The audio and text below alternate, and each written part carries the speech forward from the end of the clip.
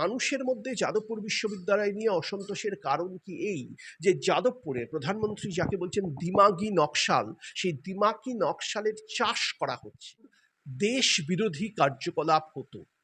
উদাহরণস্বরূপ বলি, যাদবপুরের দেয়ালে আজাদ কাশ্মীরের সপক্ষে স্লোগান দীর্ঘদিন ধরে আছে, সেই স্লোগান এখনো মোছা হয়নি। ভারতবর্ষের বুকে থেকে আজাদ কাশ্মীরের স্লোগান যারা দেয়, সেটা কি স্বাধীনতা না স্বেচ্ছাচারিতা না দেশদ্রোহিতা, সেটা মানুষ বিচার যাচ্ছে। সিপিএম এর নতুন নাম হচ্ছে সিজেপি, কারণ সিপিএম মানে communist party of India, Marxist, তাদের আর কেউ গ্রহণ করছে না। কমিউনিজম শুনলেই মানুষ পালিয়ে যাচ্ছে। স্পষ্ট আনসারুল্লাহ বাংলার প্রধান নির্বাচনের আগে মমতা বন্দ্যোপাধ্যায়কে একেবারে আহ্বান করেছিলেন পশ্চিমবঙ্গকে ভারত থেকে বিচ্ছিন্ন করে স্বাধীন বলে ঘোষণা করতে। মমতা বন্দ্যোপাধ্যায় তার কোনো প্রত্যুত্তর দেননি। তখনই তো বোঝা গেছিল যে এই চক্রের মাথা আছে বাংলাদেশে আর হাত পা হচ্ছে পশ্চিমবঙ্গে।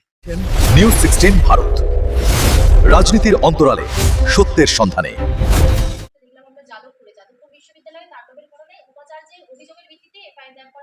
যাদবপুরে বহিরাগত শব্দটা আমার ঠিক জানা নেই কাকে বলে। যাদবপুর তো ভারতবর্ষের অংশ, যাদবপুর তো সমস্ত নাগরিকের, মানুষের ট্যাক্সের টাকায় যাদবপুর চলে। তাহলে যাদবপুরে ভারতবর্ষের যারা নাগরিক তারা বহিরাগত হয়ে যাবেন কি করে? যাদবপুর কি আলাদা দেশ নাকি?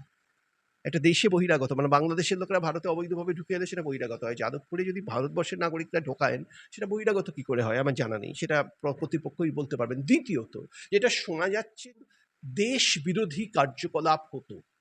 উদাহরণস্বরূপ বলি, যাদবপুরের দেয়ালে আজাদ কাশ্মীরের সপক্ষে স্লোগান দীর্ঘদিন ধরে আছে, সেই স্লোগান এখনো মোছা হয়নি বলে শোনা যায়। আমি যাইনি সম্প্রতি যাদবপুরে, কিন্তু শোনা যায়। তো ভারতবর্ষের বুকে থেকে আজাদ কাশ্মীরের স্লোগান যারা দেয়, সেটা কি স্বাধীনতা না স্বেচ্ছাচারিতা না দেশদ্রোহিতা, সেটা মানুষ বিচার করে। মানুষের মধ্যে যাদবপুর বিশ্ববিদ্যালয় নিয়ে অসন্তোষের কারণ কি এই যে যাদবপুরে প্রধানমন্ত্রী যাকে বলছেন দিমাগি নকশাল, সেই দিমাগি নকশালের চাষ করা হচ্ছে। খুব সাধারণ গলের মেধাবী ছাত্রছাত্রীদের ব্রেন ওয়াশ করে, মগজ ধোলাই করে তাদের দিমাগি নকশাল বানানোর প্রকল্প চলছে যাদবপুরে। তাকে রাষ্ট্রের বিরুদ্ধে অস্ত্র হিসেবে তৈরি করার একটা প্রকল্প চলছে যাদবপুরে। এই জন্য কি জনরোষ? এই প্রশ্নটা করার সময় এসে আক্রান্তের প্রশ্ন যদি বলেন, যিনি এভিবিপির দায়িত্বে আছেন, যাদবপুরের দায়িত্বে আছেন, তিনিও দাবি করছেন তিনি আক্রান্ত হয়েছেন। আবার যাদবপুরের ছাত্রছাত্রীরাও দাবি করছে তারা আক্রান্ত হয়েছে। এখন তিনিও তো যাদবপুরের একজন পিএইচডি স্কলার, তিনি ওখানে পড়াশোনা করছেন। তো সেখানে দাঁড়িয়ে কে আক্রান্ত, এতে তো পুলিশ তার তদন্ত করলেই বুঝতে পারবে। কিন্তু যেই আক্রান্ত হোক, যাদবপুরের মাটিতে দেশবিরোধী কাজকর্ম করার অধিকার কারণেই, এই কথা বোধহয় স্পষ্ট করে বুঝিয়ে দেওয়ার সময় এসেছে। এবং প্রয়োজনে সরকারের সময় এসেছে, সরকারে বলছি, সাধারণ মানুষ নয়, যাদবপুরে যারা দেশ বিরোধী কার্যকলাপ করছে তাদের বিরুদ্ধে সার্জিক্যাল স্ট্রাইক করা। একটি ভিডিও ভাইরাল হয়েছে যেখানে আমরা দেখতে পাচ্ছি একজন ছাত্রী, সে বলছে যে বিশ্ববিদ্যালয় তো আমাদের দ্বিতীয় বাড়ি, আমাদের অধিকার আছে, আমরা সেখানে মদ্যপান করবো, ধূমপান করবো। হিন্দু সংস্কৃতি বলে বিশ্ববিদ্যালয় মন্দিরের মতো। যাদবপুরের ছাত্রছাত্রীরা সম্ভবত হিন্দু সংস্কৃতিতে বিশ্বাস করেন না।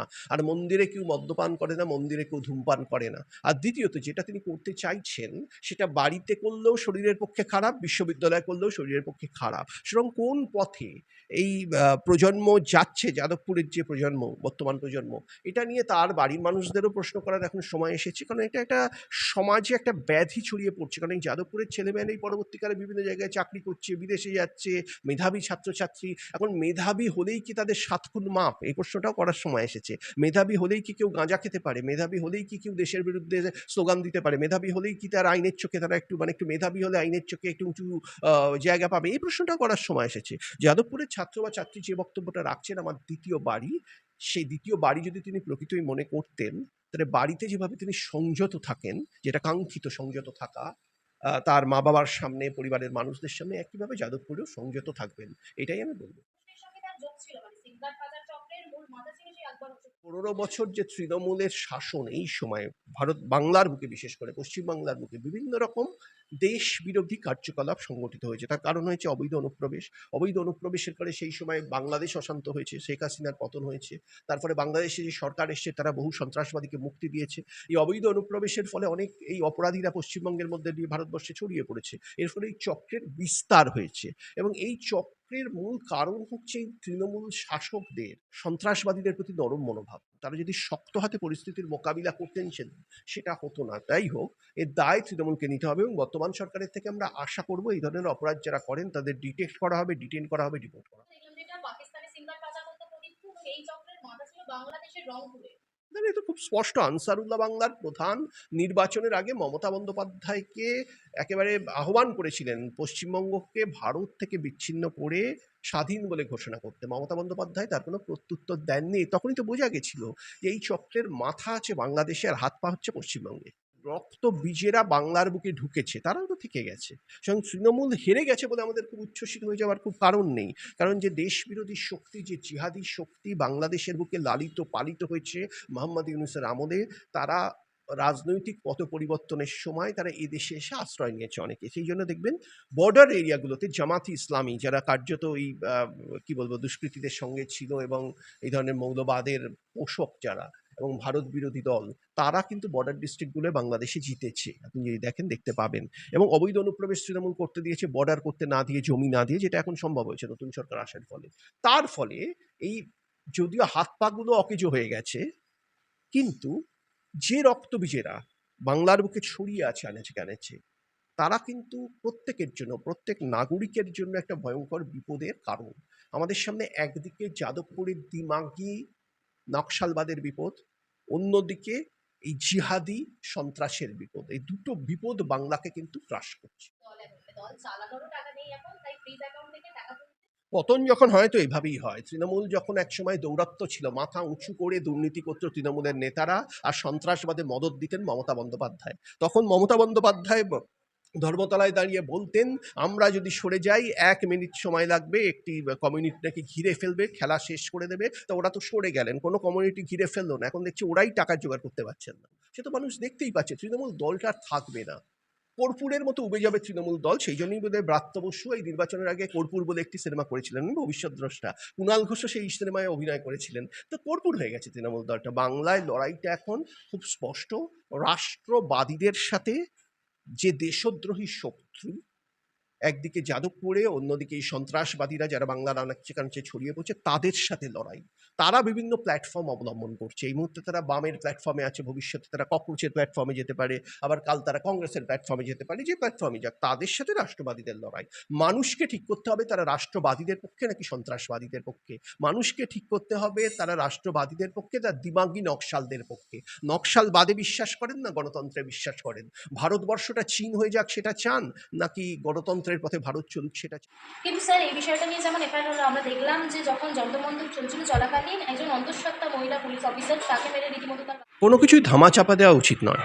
এই আক্রান্ত হন না কেন, তিনি পুলিশ অফিসার হন কি কোনো আন্দোলনকারী, কিন্তু আইনের চোখে সবাই সমান। সেক্ষেত্রে কোনো একটি পক্ষের যে ব্যাপারটাকে ধামাচাপা দেওয়া কাঙ্ক্ষিত নয়। বিশেষ করে সরকারে তো এখন ভারতীয় জনতা পার্টি রয়েছে, মানে এনডিএই রয়েছে, সেখানে ধামাচাপা দেওয়ার প্রশ্ন কোত্থেকে আসছে আমি জানি না। মানে কোনো পুলিশ অফিসার, অন্তঃসত্ত্বা পুলিশ অফিসারের যদি ক্ষতি হয়ে থাকে, এই ব্যাপারেও পদক্ষেপ নেওয়া উচিত পুলিশের উচিত নিরপেক্ষভাবে তদন্ত করা, যিনি আইন হাতে তুলে নেবেন, যিনি অপরাধ করবেন তার বিরুদ্ধে এফআইআর দায়ের করা এবং তদন্ত করা। বলছে যে যন্তর মন্তরের নাকি সিজন 2 আসতে চলেছে। তো দেখতেই পারেন যন্তর মন্তরের সিজন 2 আসবে। কেজরিওয়ালও দেখেছিলেন, কিন্তু কেজরিওয়ালও মানে যেটা করেছিলেন যে আন্দোলন, তার কোনো সিজন 2 দিল্লির বাইরে করতে পারেননি। আসলে এই যে সিজেপির আন্দোলনটা ছিল একান্তভাবে উচ্চ বর্ণের অর্থনৈতিকভাবে সচ্ছল ছেলে মেয়েদের আন্দোলন, নিশ্চয়ই তাকে সম্মান করা উচিত। কিন্তু এটাও বাস্তব যে জেনজির যে অধিকাংশ যে মানুষেরা যারা ভারতবর্ষের বিভিন্ন শহরে বিভিন্ন গ্রামে ছড়িয়ে ছিটিয়ে আছেন, তাদের মধ্যে এরকম স্পষ্ট, এবং আমার বিশ্বাস ভোট এলে এটা আরও স্পষ্ট হয়ে যাবে। আসলে এই শহর কেন্দ্রিক, উচ্চবন্দ কেন্দ্রিক আন্দোলনগুলো অনেক সময় সংগঠিত হয় আর মিডিয়া সেটাকে বিরাট ফুলিয়ে ফাঁপিয়ে দেখায়, দেখুন এই এখানে এই হচ্ছে, কারণ দিল্লিতে আন্দোলন হচ্ছে। কিন্তু উত্তরপ্রদেশের একটা গ্রামে তার কতটা প্রভাব পড়বে, একটা ছোট্ট শহরে তার কত প্রভাব পড়বে, সেটা দেখার প্রয়োজন মিডিয়ার থাকে না অনেক সময়, কারণ তাদের সেই প্রতিনিধি নেই। তাদের যত প্রতিনিধি দিল্লিতে আছে, উত্তরপ্রদেশের একটা গ্রামে বা ছোট শহরে সেই প্রতিনিধি থাকে না। সুতরাং এই আন্দোলনগুলো একটা শহর কেন্দ্রিক আন্দোলন, দিল্লিতে এর প্রভাব পড়তে পারে। আমার মনে হয় না আসন্ন উত্তরপ্রদেশ নির্বাচনে বা যে সব রাজ্যে নির্বাচন আছে এই আন্দোলনের কোনো প্রভাব পড়বে। আশুতোষ রাঙ্গাল সিজেপি, তিনি রীতিমতো মুখ্যমন্ত্রীকে বলছেন, মানে আমাদের শুভেন্দু অধিকারী মহাশয়কে বলছেন যে তাদের যে দাবি, সেই দাবি যাচ্ছে। সিপিএম এর নতুন নাম হচ্ছে সিজেপি, কারণ সিপিএম মানে communist party of India, Marxist, তাদের আর কেউ গ্রহণ করছে না। কমিউনিজম শুনলেই মানুষ পালিয়ে যাচ্ছে, তাই তারা আরশোলা রূপে আবির্ভূত হয়েছে। হয়তো জানে না বাংলার মেয়েরা আরশোলা মেরে অভ্যস্ত, আরশোলা দেখলেই তারা মেরে ফেলে। সুতরাং আরশোলা রূপে বাংলায় খুব একটা কেউ সুবিধা করতে পারবে বলে আমার মনে হয় না। তারা ভুল প্ল্যাটফর্ম চুজ করেছে। সিপিএম এখন একে আছে, আবার শূন্যে ফিরে যাওয়ার পথে যাচ্ছে। নিউজ 16 ভারত, রাজনীতির অন্তরালে সত্যের সন্ধানে।